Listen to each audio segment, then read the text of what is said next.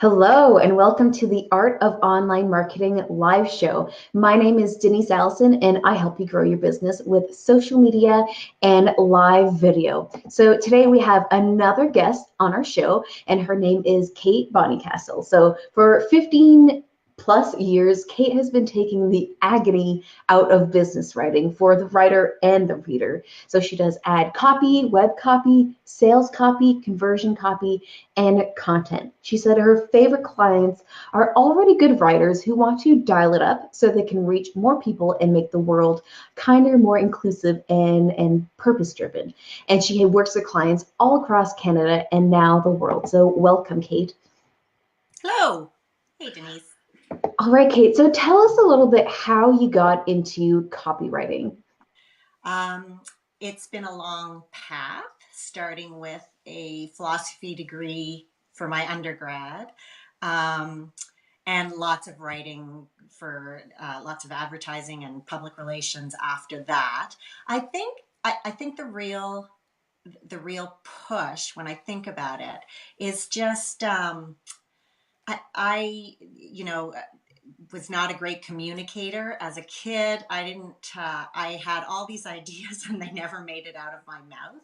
And I think underlying everything, there's nothing worse than that feeling that you have something really important to say and you just don't articulate it, right? And you're lying in bed at 3 a.m. thinking, I wish I'd said this and I wish I'd said this. So copywriting gives me a chance to say all those things, not blurt them all out, but with a nice process and editing and finessing and panache, all those 3 a.m. thoughts for other people get to come out. Got it. And for viewers who don't quite know, what is copywriting exactly? Right. So copywriting, I define it as writing with an ask at the end. So when you're writing fiction, you're telling a tale, you're weaving a story, and you're communicating, you're telling a story, but there's no impetus at the end. You're not trying to get anybody to do anything. So all the writing I do has an ask. Now the ask may be, call your local congress person or whatever, your local MLA, um, or it could be, buy something. It could be just visit the website, but it always leads to asking your reader to do something. So that's what I would call copy. Got it. And why is copywriting, good copywriting, so important for businesses? Well, I think there's two things. For me, there's two things going on. You want to deliver and delight. So delivering means uh, giving true value out to your clients and your customers or whoever's reading your stuff. And you're trying to build sales with it. You're trying to make a change with it. You're trying to reach people with it. And then the other part of that makes it good and not super boring is that delight side. I mean, we get so many messages all the time, all day, that it really can change your day when something makes you smile, even when it's business writing, even when it's copywriting. If it makes you smile or laugh, or it validates how you're feeling, or it makes you feel like you're part of a community. I think the deliver and the delight are so important. Got it. Now, what are some of your top tips when it comes to successful copywriting? I would say the first one is start with the end. So, when I say that, that's the whole idea that there's a purpose that you're writing to somebody. So even if you're sending an email, chances are you're going to ask somebody to do something or respond in some way. So, before you start writing, and if you're writing blog content, you're probably trying to deliver make a point or teach something before you sit down to write. It's so important to figure out what that is, because if otherwise you're just stream of consciousness, you're journaling or you're writing fiction. If you want somebody to do something, it's important to know what you're going to ask them to do. Makes Okay.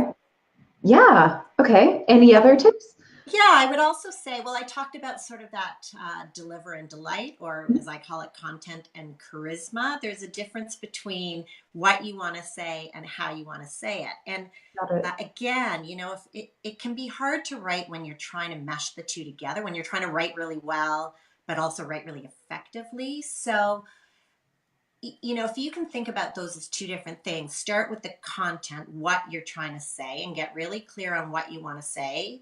That's the beauty about writing. It's not talking. You can edit, go back and edit afterwards. And then the charisma part is then you're adding your personality into it. Okay. Then you're, moving stuff around and adding your own charisma to it. Okay. Could you give us an example of how you want to say it? Like, what could be some different options? For adding your personality? Yeah. Oh yeah, for sure.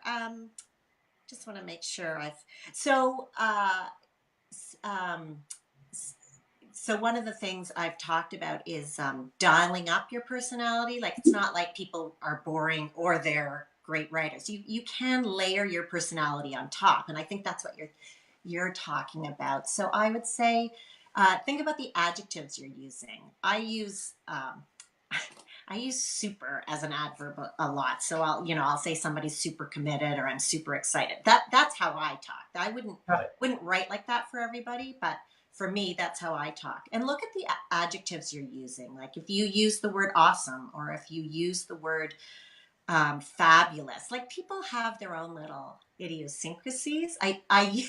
I used to use tremendous. I thought that was a great word and underused, but it became kind of a Trump thing. So I can't say tremendous without thinking about Trump. So I Yeah. don't use that anymore. It's just an adjective I have taken out of my lexicon. Yeah. Good So idea. that's one thing. The other thing is sort of how you refer, like I call them endearments. How you refer to people. So you can have a piece of, you can be writing to your, now I talk about my folks and my clients, not my actual parent folks, but Yeah. my folks. The Some people peep. call them their tribe, my peeps. Yeah, exactly. And some people will say, like, listen up, ladies, this is the way. That's not right for everybody, obviously, but Mhm. that's a really personal way of taking how you speak and how you think and just weaving it into your written work. Got Uh, it. the yeah, another thing I like to do is use asides. You can put in Mhm. brackets, and that mimics dialogue much more, like that kind of sorry, not sorry, or um, whatever you might say as a little wink. You put Yeah. it in brackets, and yeah, it makes it sound more like you're having a conversation. What are your thoughts? I mean, this is a question that wasn't in the questionnaire, but what You are your promised you thoughts? weren't going to surprise me. Yeah. What are your thoughts on, some people go on social media and they'll say, for example, hey guys, today I'm doing yada yada. And then people will come by and they'll be like, oh, you shouldn't use that term guys. It makes you sound like a teen or a tween or like this or that. Like, what are your thoughts on that? Are there any hard and fast rules, or is it just this is who you are and this is how you would say things and that's the way you should go? Yeah.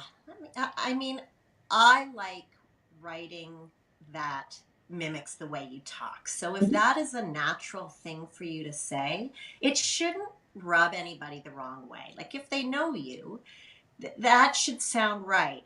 It Okay. is going to be weird if you're trying to, um, like when I use the term lit, my teens don't really like it because it's not me, right? I'm Right. obviously trying to sound like a teenager.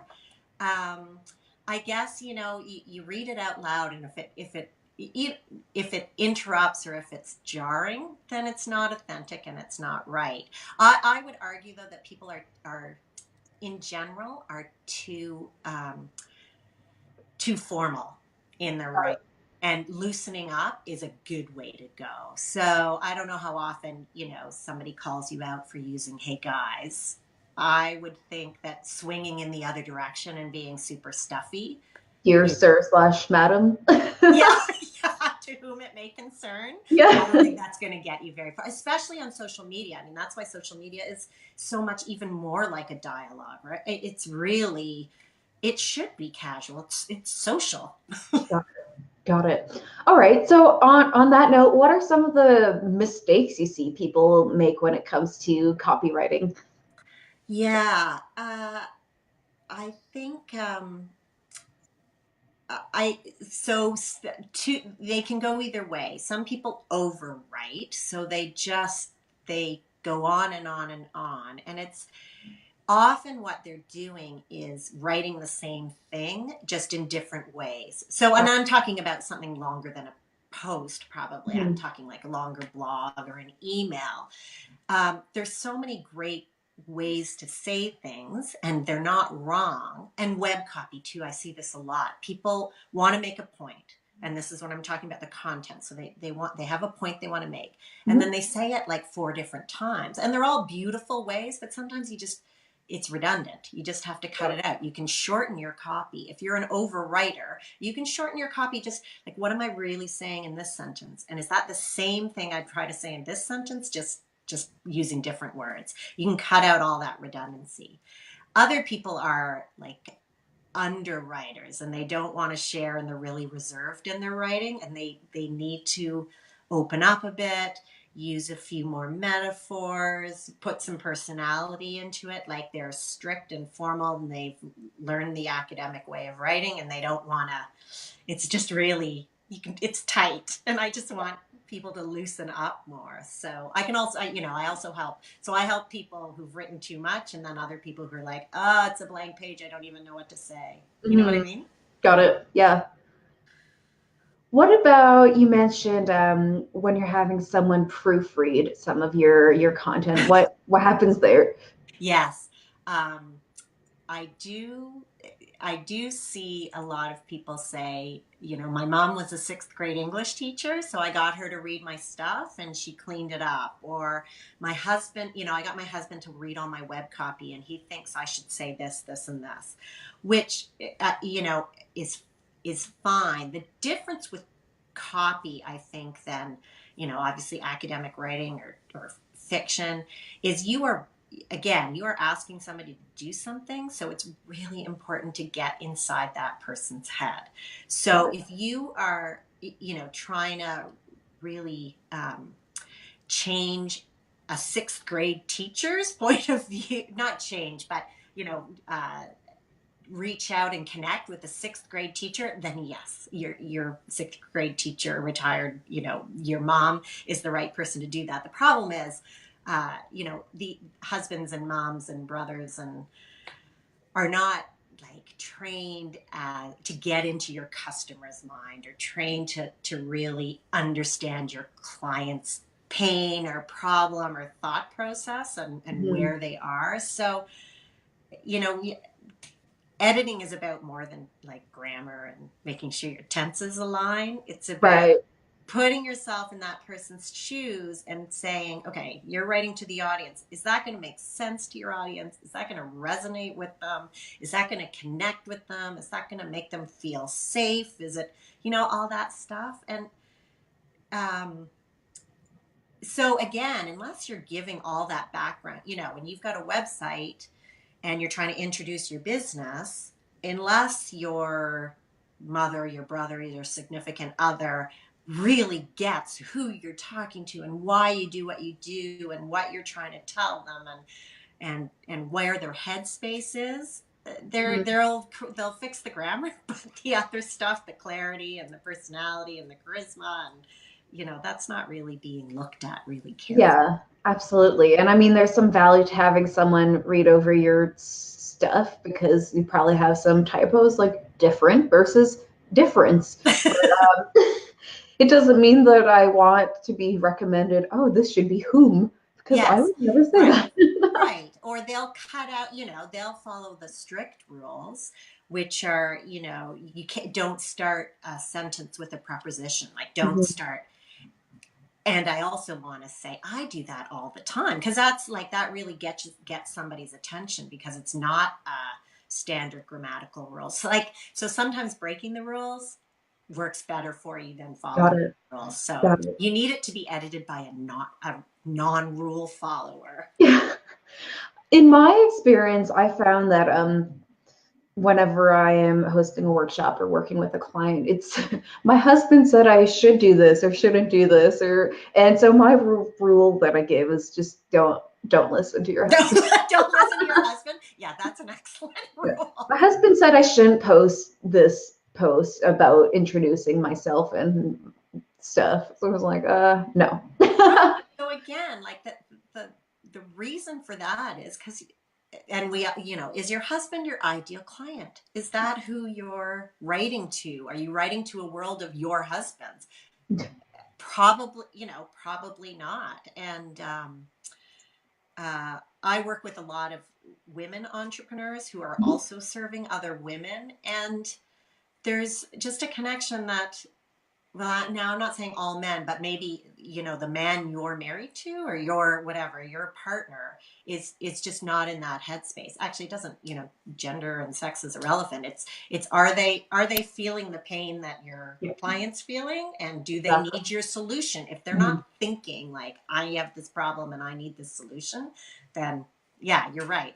They're not gonna, Yeah, yeah, irrelevant. exactly. Their advice is irrelevant. Yeah, yeah. All Yeah. right. On that note, how does copywriting relate to social media? We touched on it a little bit, but why is it really important? Um, well, again, I think well, and social media marketing, right? Like Mhm. there's a difference there too, Denise. I bet you hear that too. I mean, there's one thing about, social media, the same way journaling or writing a letter, if you're just posting to keep your friends informed, that's different than social Yeah, media marketing, right? Where absolutely. you're trying to get something done. So Mhm. again, I think knowing that difference, so I would say the rules apply, like keep the end in mind. Why are you introducing yourself? Why Mhm. are you posting this? What is your ask? And when I say ask, it doesn't have to be in your face. If you know what you're asking people to do, it doesn't have to come right out and, you know, do this now. But if you know in your head why you're posting this, it'll come through in Got your. it. Mhm. And then the other thing we talked about is that personality. Like in social media, again, you really want your personality to show through. And yeah, there's that sharing oversharing line. I'm sure you see that, but again, marketing is the point is to get somebody, to help somebody make a decision or help somebody find you. And so if that's leading where you're coming from, I think you'll make the right decision Got about it. what to post and Mhm. when. Got it. All right. So for the people watching, I send all my guests a little questionnaire before we go live so that we have something to guide our conversation. And when I asked Kate where we could find her, she said by the food Food table, table. which is I was possibly thinking, how we I'm met. in the Christmas holiday party kind of mode. So yeah, you can usually find me by the food table. And for That may not be Instagram, what you meant. for, yeah, for Instagram, she said, I'll have an Instagram page as Yes. soon as my 12-year-old takes my payment. Right. So I'm on Facebook. Mhm. And this is interesting learning for me, and we should probably talk more about it, but I'm on Facebook and I have a business page. I've noticed though that I really like Facebook, uh, just as social, not social media marketing, but I really like, I'm on there with my friends. I've got high school friends. Mhm. Now, um, I still I still think delight is important. So on my own Facebook page, I try and keep it light.